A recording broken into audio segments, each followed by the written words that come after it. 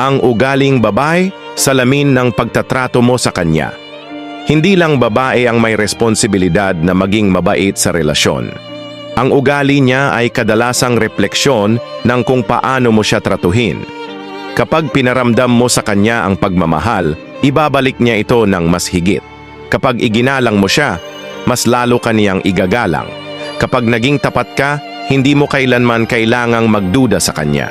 Kaya kung minsan, may mga bagay siyang ipinagbabawal o ipinaaalala, hindi dahil gusto niyang kontrolin ka, kundi dahil gusto kanyang itama bago ka pa magkamali.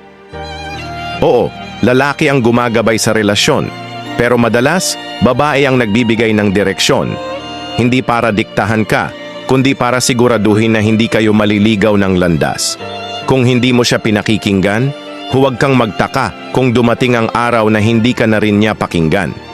Kung hindi mo siya naiintindihan, huwag mong asahan na mauunawaan ka niya palagi. Hindi ito gantihan, ito ay refleksyon. Ang ugali niya sa iyo ay salamin ng kung paano mo siya tratuhin. Kaya kung gusto mo ng mabait, tapat, at maunawaing misis o girlfriend, magsimula kang maging mabuting lalaki.